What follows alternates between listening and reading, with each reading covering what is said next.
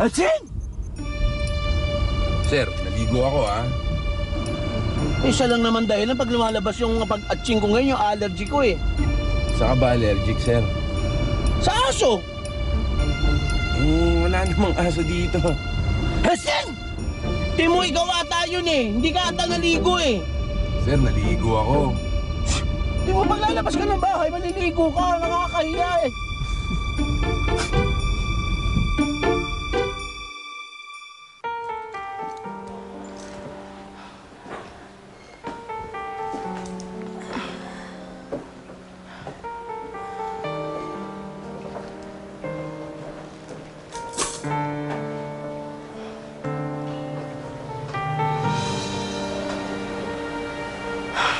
Sigurado ho ba kayong ayos lang na tumito muna ako? Sabi ko naman ho kasi sa inyo, doon na lang ho tayo sa bahay ko. Hindi, Rosa. Mas gusto ko dumito ka. Tsaka, bakit ka naman mahihiya? Kung tutuusin, ako ang dapat mahiya dahil sinamahan mo pa ako dito. Hindi niyo pa naman ho kasi kayang mag-isa. Kailangan niyo ho ng mag-aalaga sa inyo. At saka, gusto ko na rin ho yun para kapag umuwi si Mateo. Salamat pa rin. Hindi, Aling Ophie.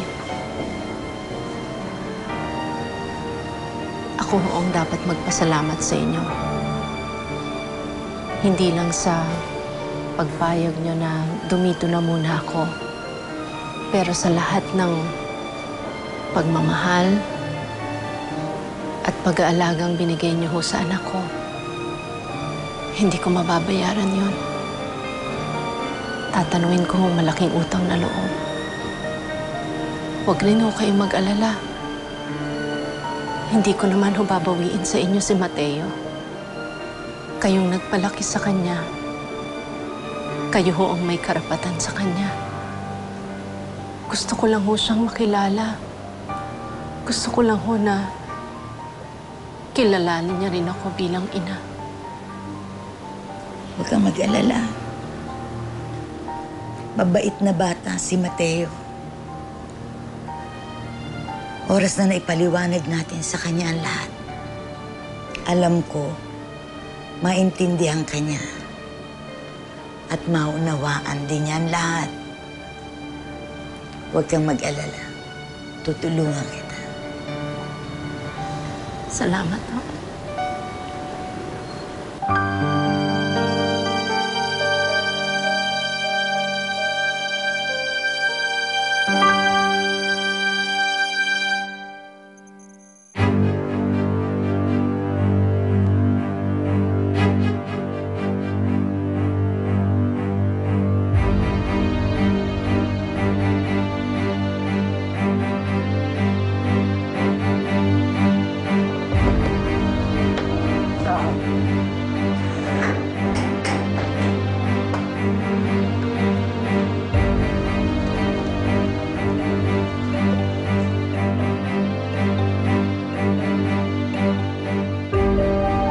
Kunin mo yung dalawa ko lang. Tara, balikan na lang natin yung iba.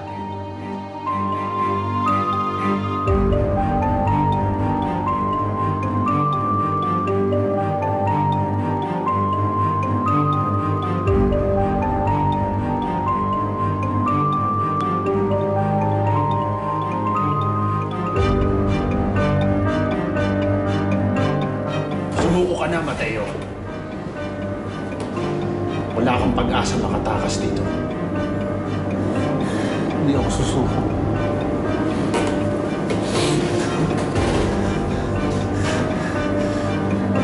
Narinig niyo yun?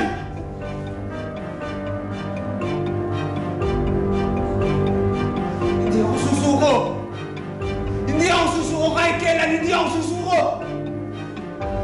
Hahanapin ko ang pamilya ko!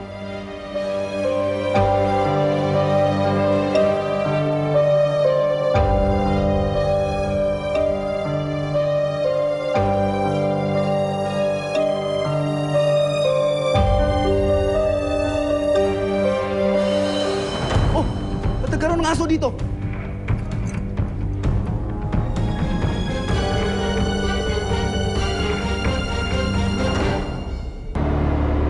It seems to me na may kakayahan si Luwalhating pagalingin ang kanyang sarili. Siguro, isa ito sa mga traits, characteristics ng mga aswang. Kaya pala, pag hindi sila tinamaan sa puso ng balang pilak, humihilom kagad ang gunshot wound nila. Self-healing.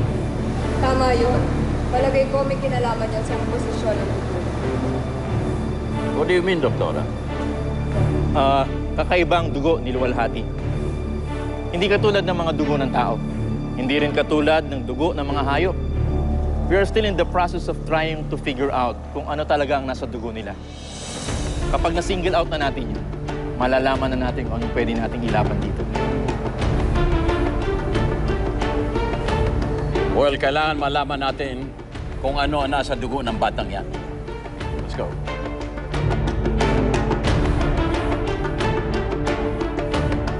Nay, sigurado po ba kayo na ayos na kayo? Ayos na ako, anak. Kumagala kaya ng nanay. Mabuti naman po. Kanina po, akala ko talaga hindi ko na po kayo makakasama. Hindi mangyayari yun, anak. Kahit anong mangyari, hindi na kita iiwan ulit, ha? Nasaan na siya? Konting hintay lang. Parating na siya.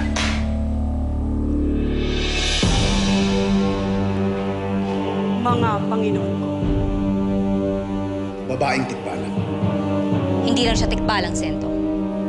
Isa rin siyang aswang ng apoy. At ikaw, alagad ka na namin ngayon. At bilang alagad namin, tutulungan mo kaming mabawi si Fatima.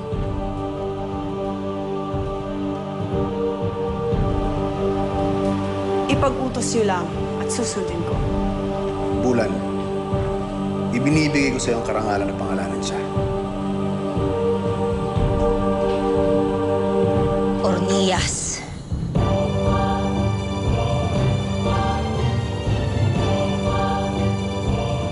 Ilabas si Fatima.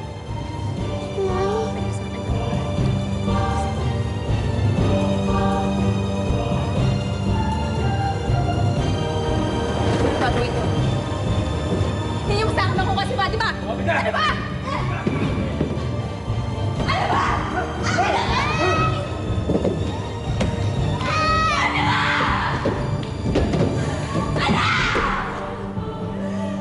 Ano gagawin niya kay Fatima? Ano ba? Ano ba? Patay! Ano yun siya sasaktan na na? Aray ko!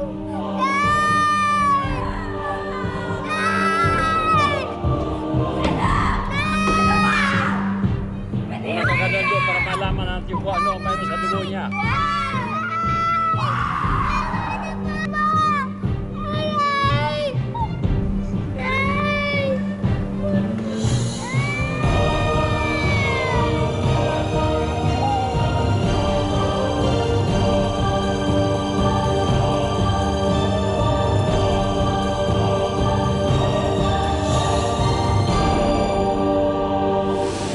Santiago, familiar sa akin ang apelyidong niya. Kilalang kilala niyo po ang nanay ko.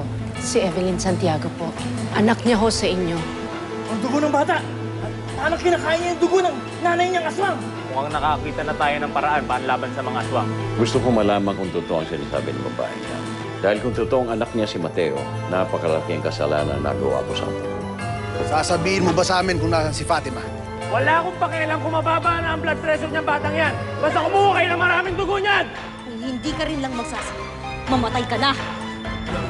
Ano ginagawa niyo dito? I don't think she can make it. Hindi! Anak! Fatima! Fatima! Fatima!